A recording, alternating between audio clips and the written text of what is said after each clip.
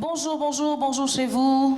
Nous sommes heureux, Ivan, Ornelia, Esther, Livia, Nataline, d'être avec vous encore ce matin. Alléluia. Amen. J'espère que vous aussi, vous êtes contents de retrouver ce moment au cours duquel nous sommes ensemble et nous louons le Seigneur. Alléluia. Amen. Dieu est bon pour nous. Alléluia tout le temps. Alors nous voulons nous mettre ensemble, nous voulons nous unir dans la prière pour dire à Dieu merci pour ce jour nouveau, pour sa grâce qui ne manque pas. Il a pris soin de nous tout au long de la semaine, n'est-ce pas? Amen. Veille sur les nôtres. Nous avons tellement de raisons pour bénir le Seigneur. Alors, ensemble, bénissons notre Dieu. Seigneur, ce matin, Nous te bénissons, éternel, notre Dieu. Nous te rendons la gloire qui est toi qui es notre Papa. Nous te disons merci pour la vie. Merci pour le nom de Jésus dans nos vies. Quelle grâce. Seigneur, merci pour ta fidélité. Merci, Seigneur, pour ton grand amour. Tu es toujours à nos côtés. Tu ne nous as jamais laissés. Nous avons du prix à tes yeux. C'est ce que ta parole nous enseigne. Et nous voulons ce matin te dire merci. Et fais-nous la grâce. Fais-nous la grâce de te rencontrer ce matin. Alors que nous nous tenons là, Seigneur. Laisse que ta présence nous façonne. Laisse que ta présence nous rapproche de toi. Laisse que ta présence nous libère de tout ce qui en nous refuse de te servir. Laisse que ta présence nous guérisse. Laisse que ta présence nous fasse t'aimer davantage. Que la gloire te revienne. Au nom de Jésus. Amen. Amen. Alléluia. Amen. Est-ce que nous pouvons acclamer le Seigneur ensemble? Il est digne de louange. Alléluia. Alors on dit à toi le roi, à toi le roi, soit toute la louange, soit tout l'honneur. Alléluia.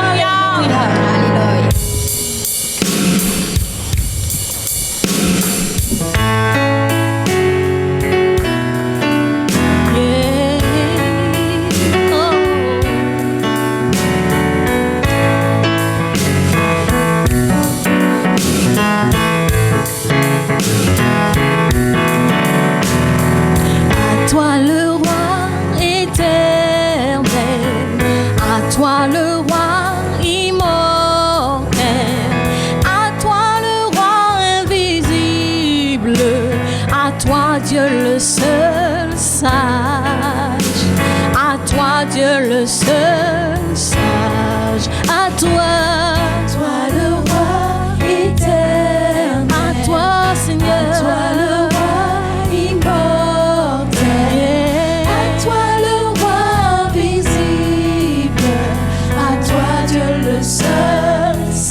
Nous le proclamons ce matin, alléluia. Oh oui, à toi, le roi éternel, à toi le roi immortel, à toi le roi invisible ce matin. C'est toi que nous louons, à toi Dieu le seul sage, à toi Dieu.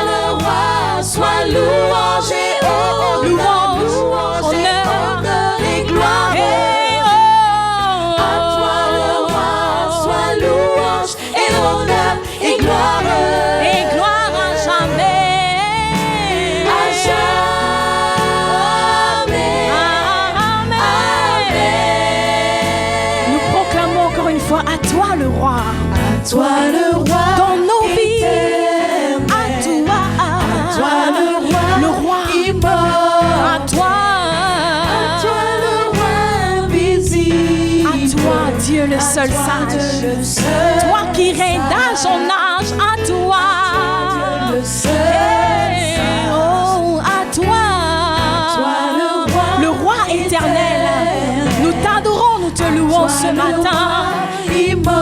Car tu en es dit, à toi le roi visible, à toi Dieu le seul sage, alléluia, à toi Dieu, oh, oh,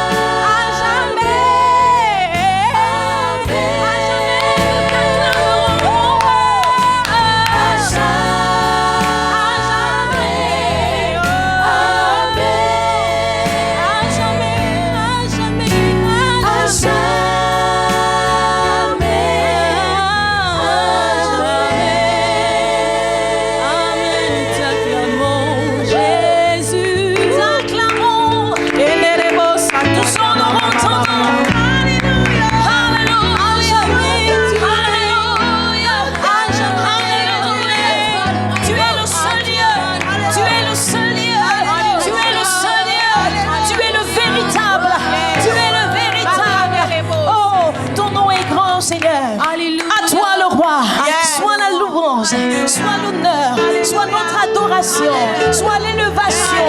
Oh, tu es digne de recevoir la gloire. Tu es digne de recevoir la gloire. Alléluia. Alléluia. Nous t'adorons ce matin, Seigneur. Ton nom est grand, Seigneur. Et c'est notre privilège de t'adorer. Tu es digne d'être adoré. Des paroles pleines de charme bouillonnent en moi. Pour le roi, Pour toi, Seigneur. je dis mon œuvre est à toi. Que ma langue, telle la plume d'un habile écrivain, sous ta main, t'adore au roi souverain. Je dis tes paroles pleines de charme bouillonnent en moi. Pour le roi, je dis mon œuvre est à toi. Que ma langue, telle la plume d'un habile écrivain, Sous ta main, Seigneur. sous ta main, T'adore, mon roi. t'adore au roi souverain. Tes paroles pleines de charme bouillonnent en moi. Pour toi, mon roi, pour le roi, je dis mon œuvre est à toi.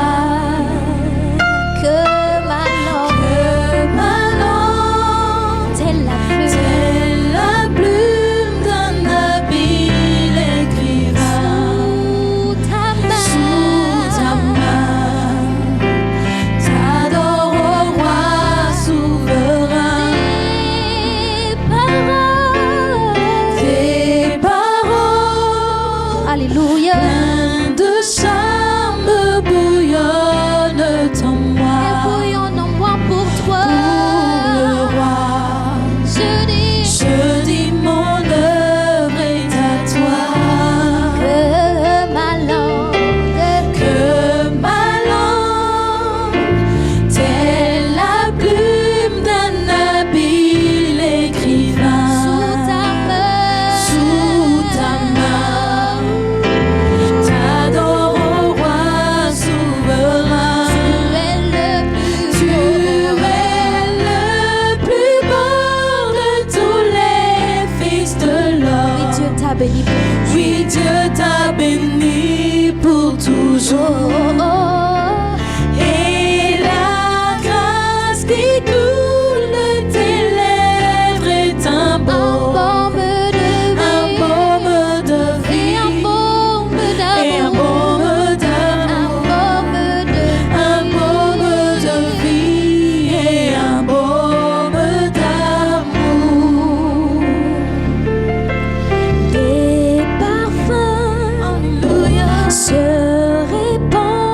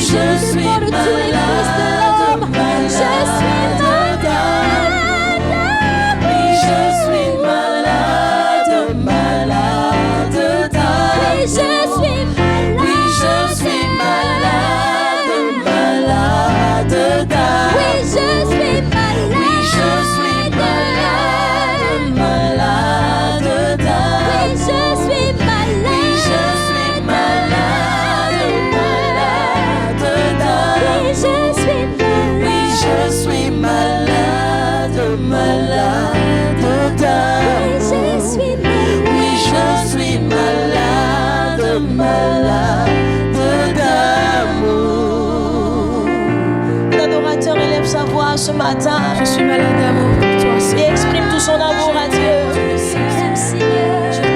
Oh, nous t'aimons, Seigneur.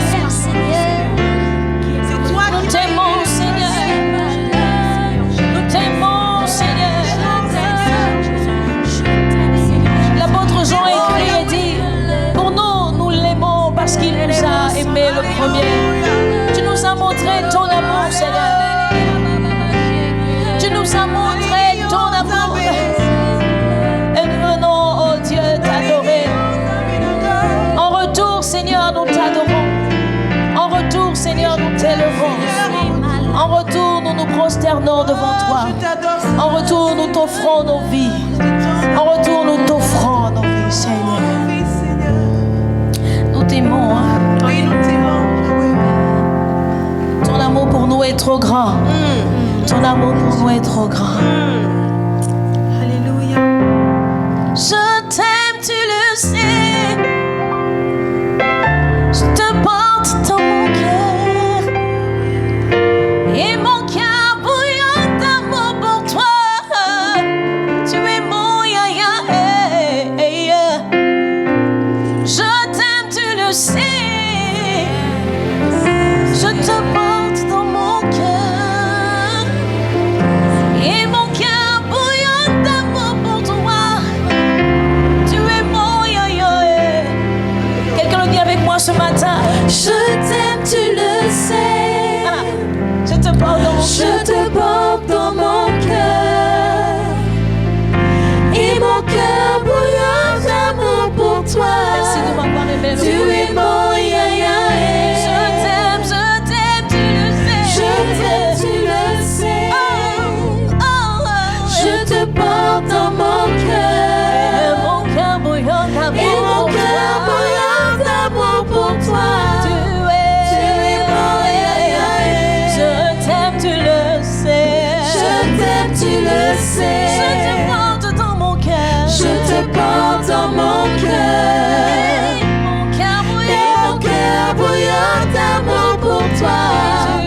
Tu es mon yaya. Je t'aime, tu le sais. Je te porte dans mon cœur. Et mon cœur bouillonne d'amour pour toi. Tu es mon yaya. Je t'aime, tu le sais. Je te porte dans mon cœur. Et mon cœur bouillonne d'amour pour toi. Tu es mon yaya.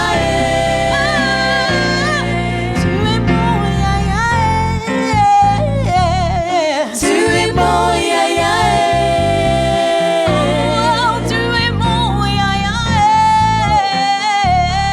Tu es mon yaya.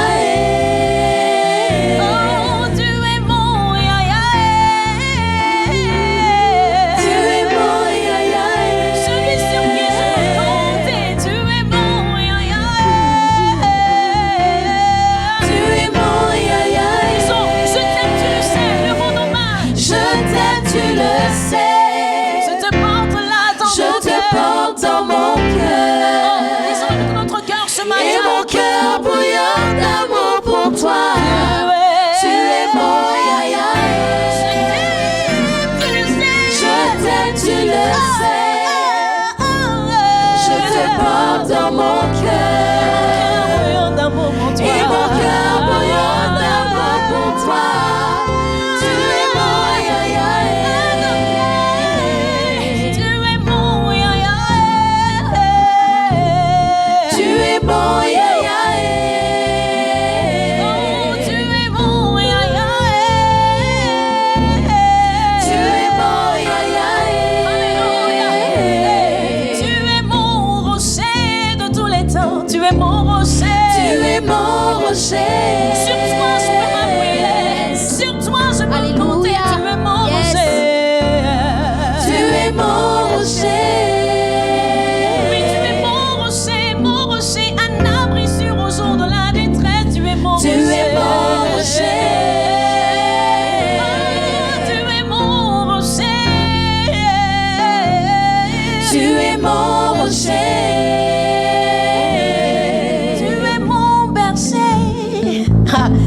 Le Seigneur dit qu'il est mon berger. Il veillera toujours sur nous jusqu'à la fin du monde. Il est mon berger. Il est votre berger. Il est notre berger. Est-ce que quelqu'un se sent angoissé ce matin? Tu as un berger, un berger. Tu es mon berger. Il est toujours à nos côtés. Oh, mon berger citoyen, ouais. Tu es mon berger.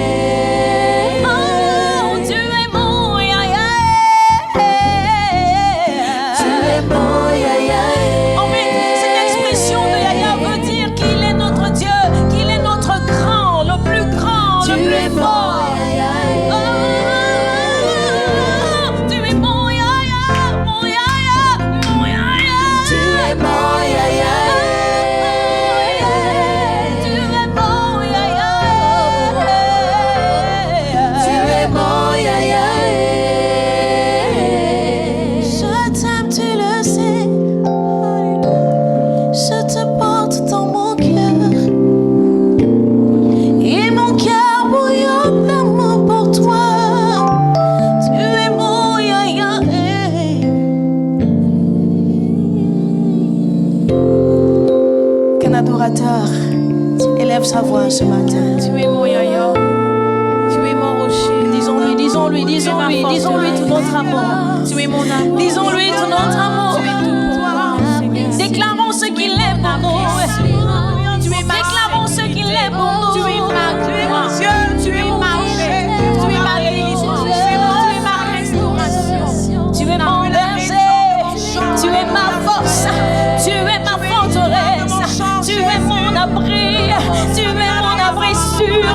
Tu es le rocher de ma vie. Et lorsque les ennemis se lèvent contre moi, lorsque l'ennemi fomente des plans contre moi, je sais que je peux compter sur toi.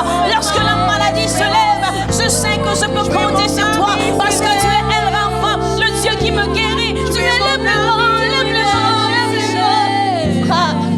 Tu es mon roi. Le plus grand, c'est toi. Tu es mon ami fidèle. Alléluia. L'admirable conseiller, c'est toi. Alléluia. L'étoile du matin, c'est toi. Tout pour moi, tu es. Tout pour moi, tu es. Tout pour moi, tu es, Seigneur. Seigneur, mon âme t'adore. Alléluia. Seigneur, mon cœur t'adore. Est-ce que nous pouvons préparer notre offrande à Dieu ce matin? Dans cet élan d'amour.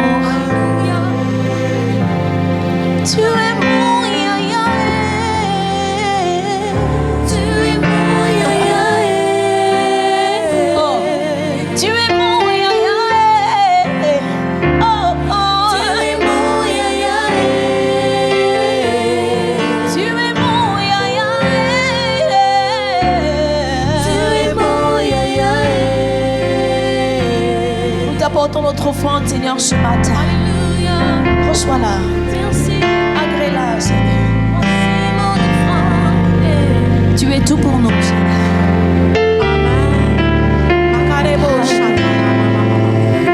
Nous voulons demander à Livia de lever sa voix pour bénir cette offrande. Nous t'adorons ce matin, toi notre yaya, toi notre rocher, notre forteresse. Sois adoré ce matin, Seigneur. Béni sois-tu pour l'expression de nos cœurs, Seigneur, toi qui donnes la semence au semeur. Ce matin, Seigneur, agrée notre offrande, oh Dieu. Seigneur, nous te sommes reconnaissants parce que tu es notre yaya. Seigneur, nous te sommes reconnaissants parce que tu es tout pour nous. Seigneur, bénis cette offrande. Bénis l'offrande de ma soeur. Bénis l'offrande de mon frère. Seigneur, agrée-la, Seigneur. Qu'elle serve l'avancement de ton œuvre et que ton nom soit glorifié à jamais. Dans le nom de Jésus. Amen. Amen. Gloire à Dieu. Gloire à Dieu. Amen. Nous adorons un Dieu grand. Alléluia. Et nous voulons bénir ce grand Dieu. Ce matin, il a encore un message pour nous. Alléluia. Une parole de réconfort. Alléluia. Une parole d'encouragement. Merci, Seigneur. Un nouveau souffle. Merci, Seigneur. Une eau fraîche Merci. qui restaure notre âme. Alléluia. Merci, Seigneur, pour ta parole. S'il vous plaît, je veux vous inviter à joindre vos deux mains et acclamer le Seigneur pour sa parole ce matin.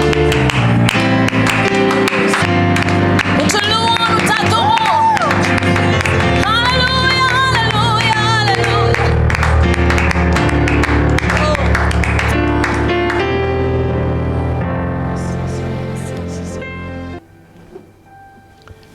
Shalom bien-aimés dans le Seigneur, que la paix de Christ qui surpasse toute intelligence soit votre partage ce matin. Soyez bénis dans le nom de Jésus, vous qui êtes connectés en ce moment avec nous et qui avez passé ces moments d'adoration et qui prenez part à ce culte tourné vers le Seigneur, ce culte qui nous donne de l'adorer, qui nous donne de nous rapprocher encore de lui. C'est une véritable grâce, car plusieurs n'ont pas ce privilège.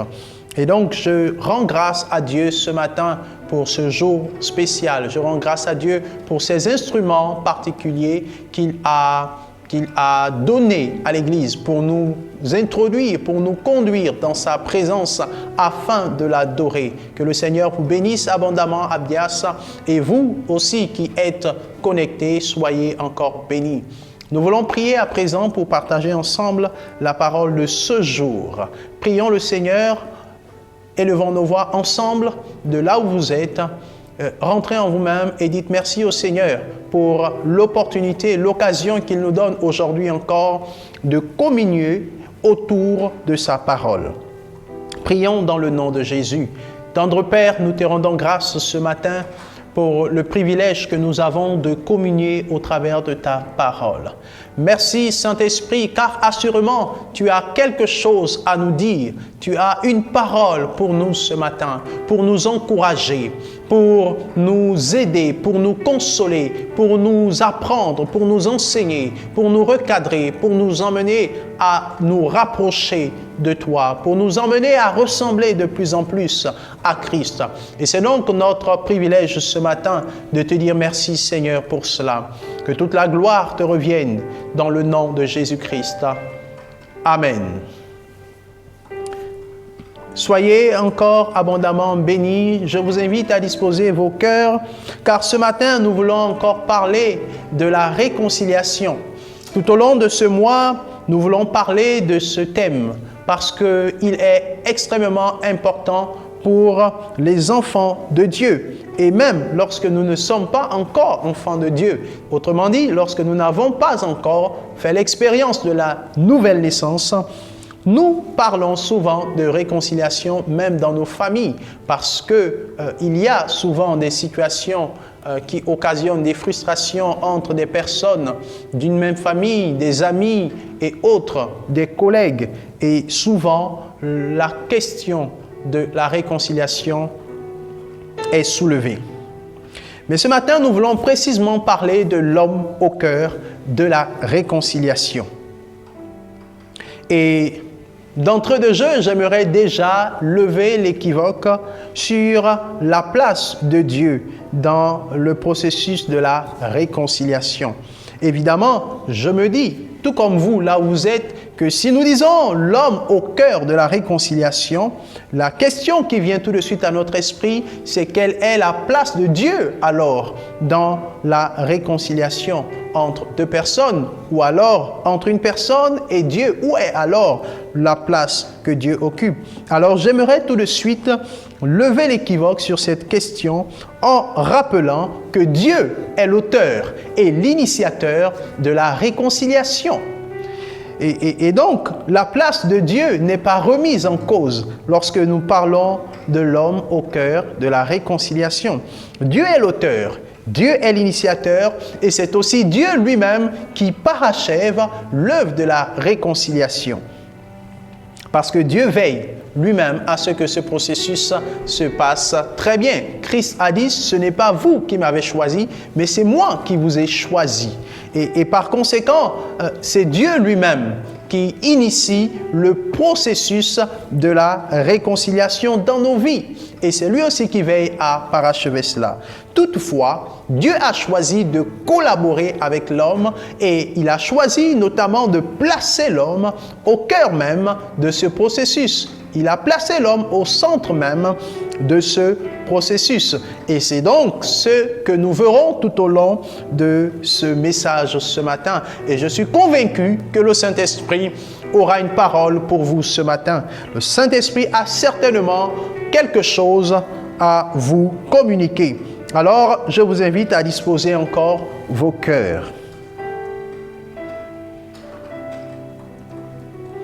Alors, pour parler de l'homme au cœur de la réconciliation, nous voulons répondre essentiellement à 2 questions ce matin.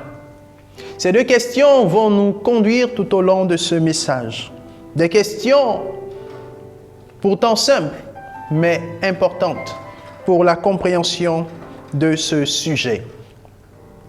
L'homme au cœur de la réconciliation. La première question que nous voulons nous poser ce matin est celle-ci. Quel homme, créé à l'image de Dieu, se plairait à vivre dans la division, dans la haine, dans les disputes, dans le mépris des autres et même dans le mépris de Dieu, qui est pourtant son Créateur? C'est la première question que nous voulons nous poser.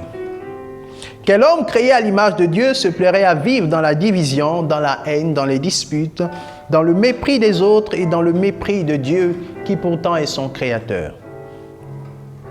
Et la deuxième question que nous voulons nous poser ce matin est celle de savoir quel homme se réjouirait, quel homme, autant pour moi, ne se réjouirait pas de savoir que grâce à lui, des personnes qui se détestaient auparavant se sont réconciliées. Quel homme ne se réjouirait pas de savoir que grâce à lui, des personnes qui se détestaient auparavant se sont réconciliées? C'est donc au travers de ces 2 questions ce matin que nous voulons partager le message que le Seigneur a mis dans nos cœurs. Et pour commencer avec la première question, je la reprends pour vous qui notez. Quel homme créé à l'image de Dieu se plairait à vivre dans la division, dans la haine, dans les disputes, dans le mépris des autres et dans le mépris de Dieu, qui pourtant est son Créateur? Alors tout de suite, je peux vous entendre dire qu'il y a beaucoup d'hommes qui se plaisent à vivre dans ces conditions, qu'il y a autour de nous, il y a tellement d'exemples de personnes qui vivent dans la haine, de personnes qui vivent dans les querelles constamment, des personnes qui vivent dans des jalousies, dans le mépris d'autrui, dans le mépris des choses de Dieu et de Dieu lui-même. Il y en a beaucoup de personnes, me direz-vous, et je vous l'accorde, ceci n'est pas faux. Mais nous voulons répondre autrement ce matin pour le fil conducteur de notre message. La réponse à cette question que nous voulons apporter ce matin, c'est aucun homme. Ça vous étonne probablement, mais ce matin nous vous disons aucun homme ne se plaît, ou alors aucun homme en réalité ne se plairait à vivre dans la division, dans la haine, dans les disputes, dans le mépris des autres et dans le mépris de Dieu. Et vous pouvez ajouter d'autres mots à cette liste. Aucun homme en réalité. Pourquoi, me direz-vous? Pourquoi aucun homme alors que nous voyons chaque jour autour de nous et nous vivons nous-mêmes des expériences souvent dans nos familles, souvent dans notre société, dans notre milieu professionnel. Nous assistons tout le temps à des scènes de querelle, à des scènes de jalousie, à des scènes où la haine prend place, où la violence prend place. Mais pourquoi, disons-nous, alors aucun homme? Est-ce possible? Nous disons aucun homme parce que, en réalité, ce n'est pas l'homme dans son essence qui se plaît à vivre dans ces conditions. C'est le péché qui s'est incrusté dans le cœur de l'homme qui l'emmène à vivre dans ces conditions. Mais l'homme, dans son essence, l'homme n'est pas intrinsèquement mauvais. La Bible déclare que l'homme a été créé à l'image de Dieu. Il a été créé à la ressemblance de Dieu. Alors, l'homme ne peut donc pas être intrinsèquement mauvais. Parce que Dieu est bon. Et si Dieu est bon, cela signifie que l'homme, à son origine, l'homme dans son essence, dans sa nature, l'homme est aussi bon. L'homme avec grand H, ou si vous préférez avec petit h, l'homme et la femme. Malgré tout ce que nous voyons autour de nous, ce matin, j'aimerais dire, aucun homme ne se plaît en réalité à vivre dans des conditions pareilles. C'est le péché qui a emmené l'homme à se retrouver dans des conditions similaires et à s'y plaire. Mais l'homme, dans sa nature, ne l'est pas. La preuve, c'est que dès lors que des personnes qui étaient autrefois conduites par une vaine manière de penser et de vivre, se réconcilient avec Dieu, elles retrouvent leur nature initiale. C'est le cas de l'apôtre Paul, qui était persécuteur de Dieu, qui était persécuteur de l'Église, qui était un meurtrier. Il se plaisait à déstabiliser, il se plaisait à détruire.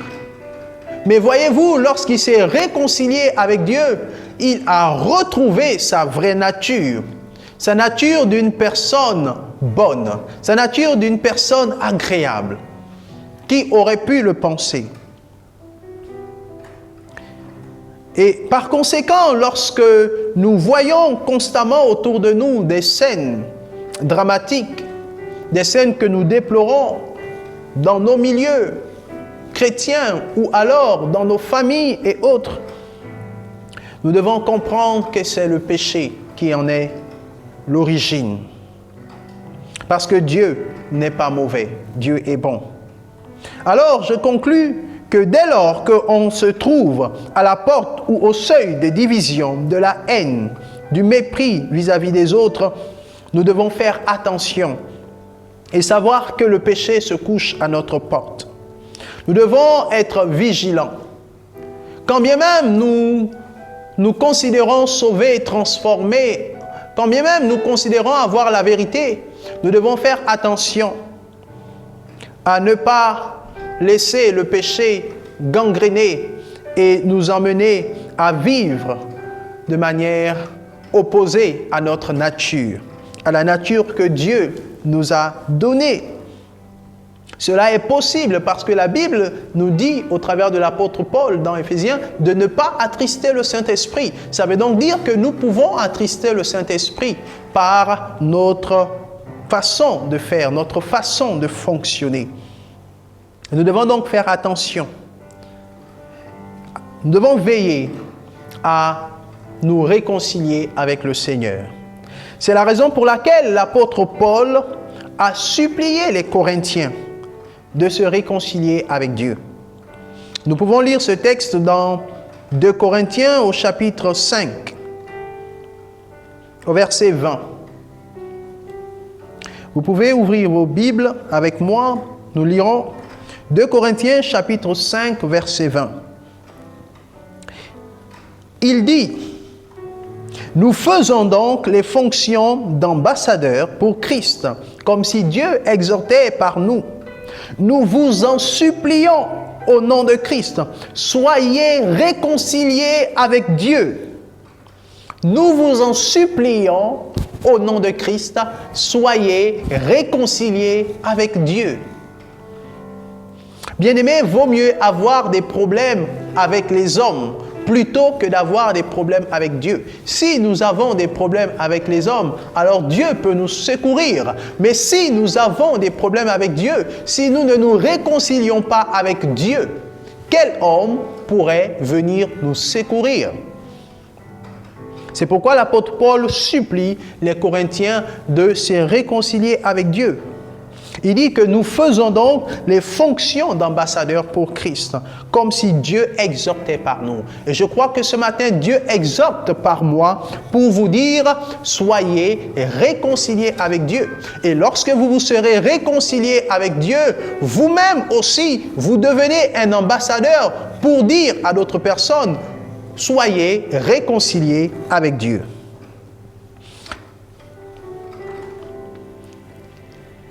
Bien-aimé, l'apôtre Paul parle ici à l'église de Corinthe, lorsqu'il est supplié de se réconcilier avec Dieu. Parce qu'il sait que, en se réconciliant avec Dieu, l'homme se réconcilie avec sa nature. Il retrouve son essence. Il retrouve son état originel en Christ. Et le péché n'a plus dominance sur lui. Il parle à l'église de Corinthe, qui est une église, je dirais, qui ressemble beaucoup apparemment à nos familles africaines. Pourquoi est-ce que je le dis? Et ça peut amuser quelques-uns. C'est tout à fait normal.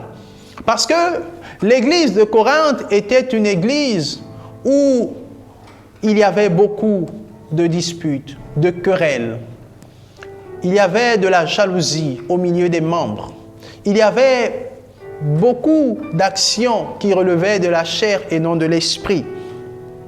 C'était une église qui pourtant avait reçu des grâces, des dons spirituels de Dieu, mais qui vivait beaucoup dans les querelles, dans les disputes, dans les jalousies, dans les comparaisons. Et je réalise aussi que nos familles africaines sont plus ou moins comme cela. Regardons un peu de près autour de nous et nous ferons également ce constat, que dans nos familles africaines, il y a toujours des problèmes. Il y a toujours des problèmes. Toujours. Si ce n'est pas des problèmes de jalousie entre les frères et les sœurs, ce sont des problèmes de querelles, il y a toujours des querelles. Parfois, c'est une question de position dans la famille. Parfois, on est frustré par une parole que notre frère ou notre sœur, notre cousin ou notre cousine nous a dite et on entretient systématiquement un mépris vis-à-vis de la personne, une haine. Et les rapports humains sont compliqués.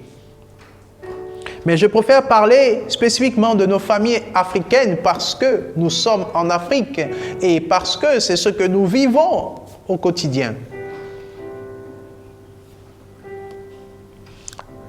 Alors le Seigneur voudrait nous interpeller ce matin à considérer la réconciliation. Voyez-vous, dans nos familles, il y a des personnes qui ont déjà une étiquette, qui ont une réputation de querelleur. Dès que la personne arrive, lorsqu'il y a un rassemblement des membres de la famille et que la personne arrive, tout de suite, vous allez voir des mimiques, vous allez voir d'autres personnes chuchoter, se parler entre elles, comme pour dire que « Ah, elle arrive encore. Ah, elle va encore venir faire du bruit. Ah, elle va encore venir dire ceci ou dire cela. » Et donc, on a le sentiment que il n'est pas évident pour ces personnes de changer. Mais en réalité, ce que j'aimerais dire ce matin, c'est que même de telles personnes, en réalité, quand elles font une introspection, en réalité ne se plaisent pas à vivre des expériences pareilles. Vous allez remarquer que quand ces personnes sont au milieu des autres, il y a des problèmes, il y a des disputes, il y a toutes sortes de comportements qui laissent à désirer. Et parfois d'autres refusent même de venir dans des rencontres de famille. Beaucoup ne s'adressent plus la parole aujourd'hui, simplement parce qu'on ne se supporte plus. Et certains sont à l'origine de cela. Mais même lorsque ces personnes se trouvent chez elles, en réalité, parfois, elles pleurent. Parfois, vous vous rendrez compte que ce sont des personnes qui ont peut-être vécu des traumatismes ou des situations particulières. C'est des personnes parfois qui veulent trop s'affirmer. C'est des personnes parfois qui ont des choses à reprocher à la vie en général. Mais dans le fond, ces personnes parfois se questionnent. Dans le fond, quand elles sont toutes seules, elles se posent parfois des questions. Simplement parce que ce n'est pas leur vraie nature. Notre vraie nature est différente. Notre vraie nature, nous pouvons la retrouver en Christ. C'est la paix, c'est la joie, c'est l'amour, c'est la paix, c'est l'amour, c'est la joie, c'est la tempérance. C'est ça notre vraie nature.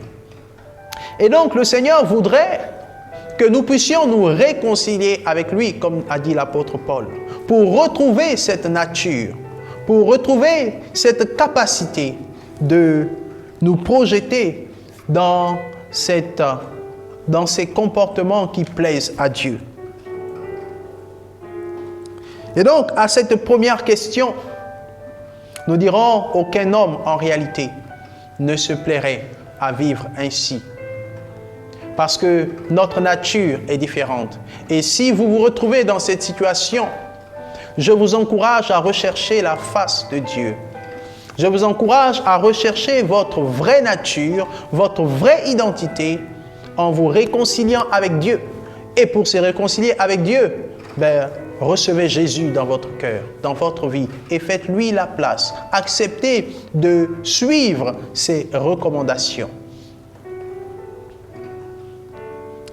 La deuxième question que nous nous sommes posée dès longtemps est celle-ci: quel homme ne se réjouirait pas de savoir que grâce à lui, des personnes qui se détestaient se sont réconciliées?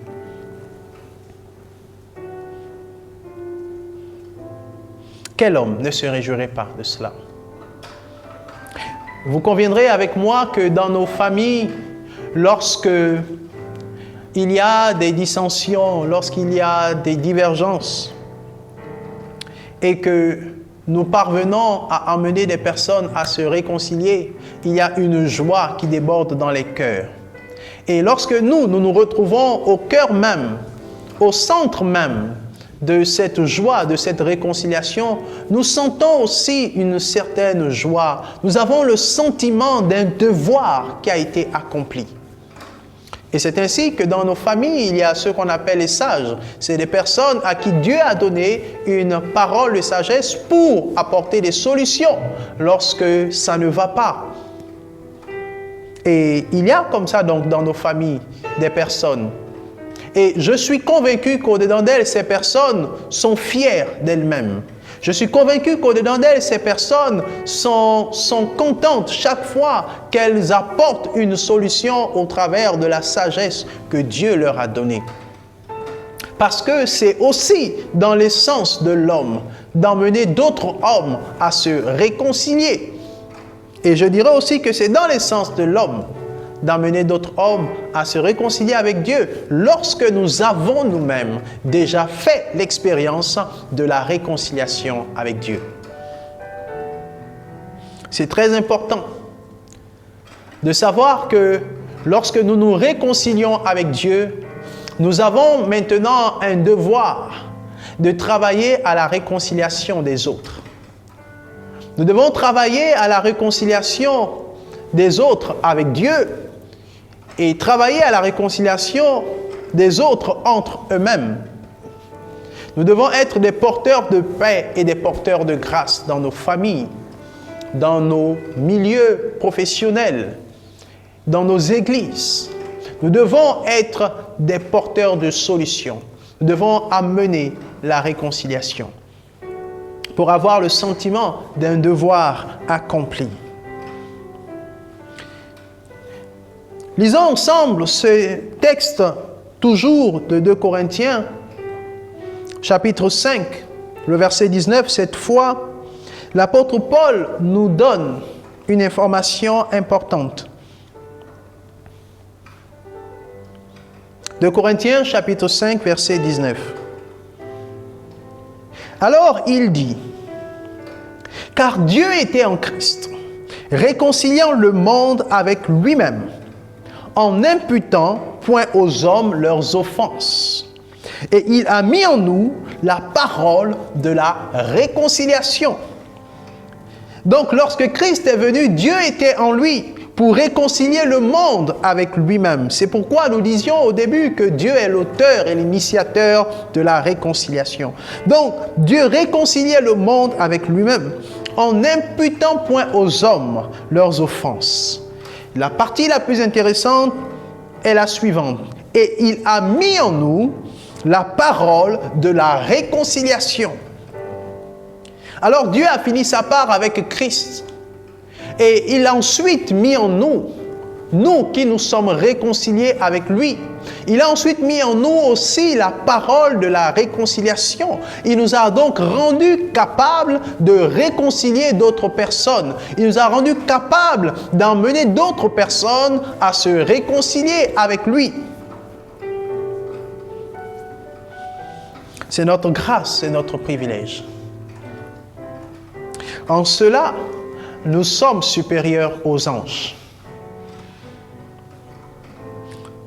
En cela, nous sommes supérieurs aux anges. Et c'est là où j'aimerais davantage attirer notre attention, sur ce point précisément. J'ai écouté un jour un prédicateur qui parlait de cela, et ça m'a fait réaliser qu'effectivement, nous avons une place de choix.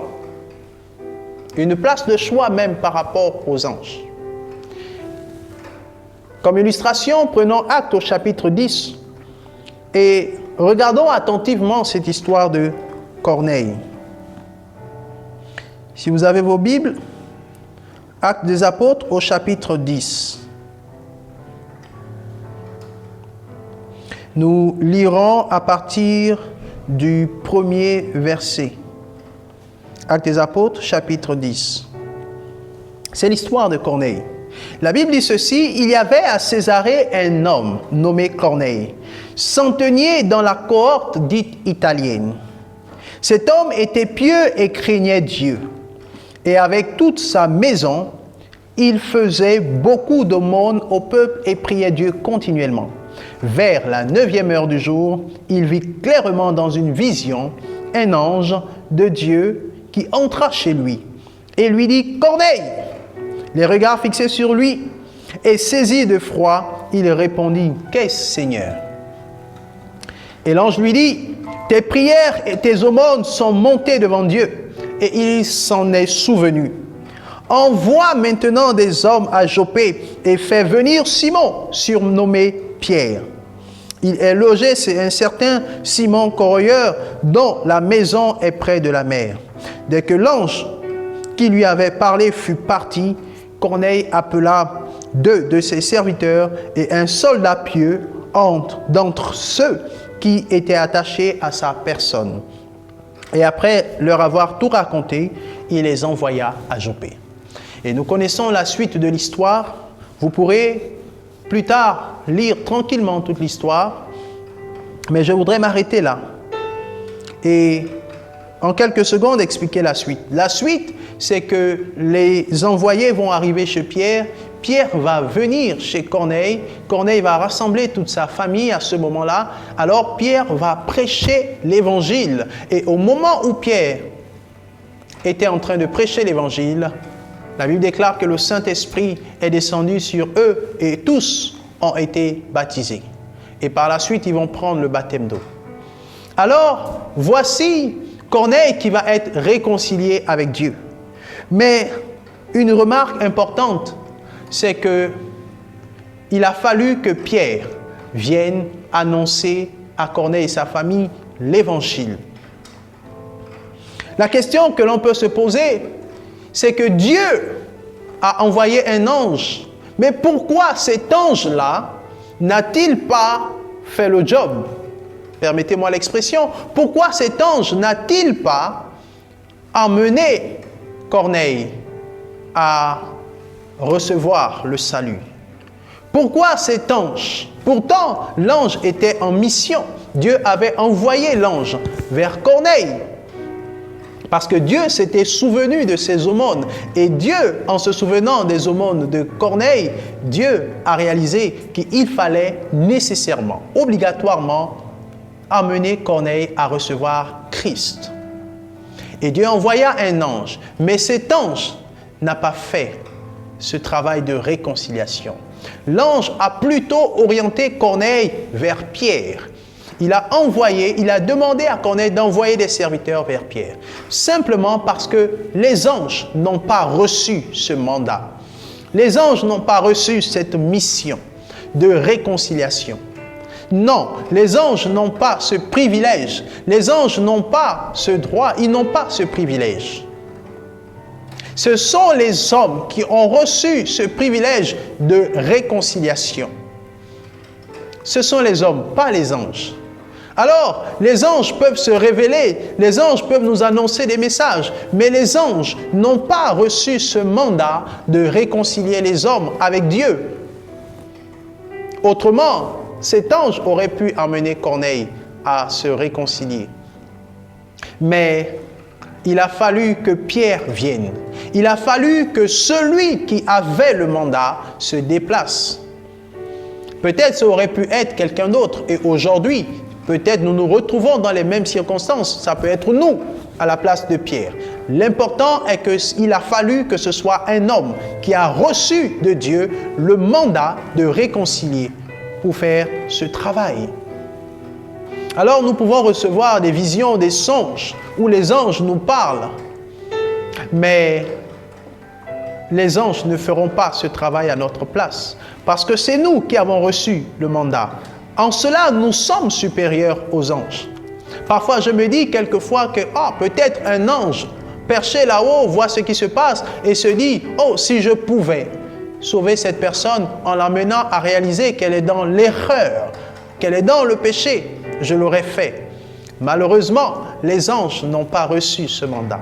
Chaque fois que les anges ont intervenu, c'était pour aider les hommes à accomplir ce mandat, parce que ce sont les hommes qui ont reçu ce mandat. Alors ce matin, je voudrais vous dire, vous rappeler que ce mandat de réconciliation n'est pas donné à tout le monde. C'est donné à des personnes privilégiées, des personnes qui elles-mêmes ont fait l'expérience de cette réconciliation avec Dieu. Des personnes qui ont retrouvé leur vraie nature, pas les natures querelleuses, pas les natures, on va dire, de haine ou de jalousie. Non, qui ont retrouvé la nature, l'essence même de Dieu. Mais voyez-vous, il peut arriver que nous ayons déjà fait cette réconciliation et nous retrouver parfois dans des travers. Ça arrive parce que notre âme, en réalité, n'est pas régénérée, c'est notre esprit qui est renouvelé. Mais notre âme doit continuer ce travail de perfectionnement. Mais notre nature a changé. Notre nature est, en réalité, la nature initiale que nous retrouvons en Jésus-Christ.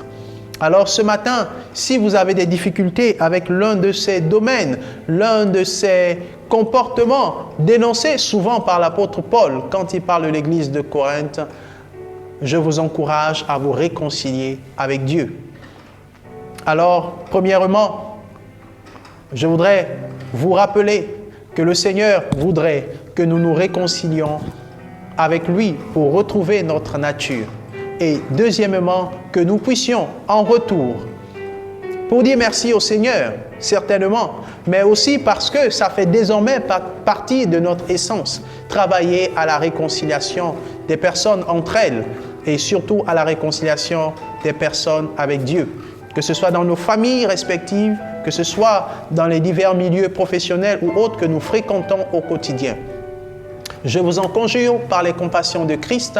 Je termine par là. Soyez réconciliés avec Christ. Que le Seigneur vous bénisse et je prie que le Seigneur vous conduise par le Saint-Esprit à passer ce cap si vous avez des difficultés avec une personne, vous avez des difficultés avec un membre de votre famille ou un ami, vous avez perdu la connexion entre vous parce que des situations se sont produites. Je vous encourage à partir vers le Seigneur.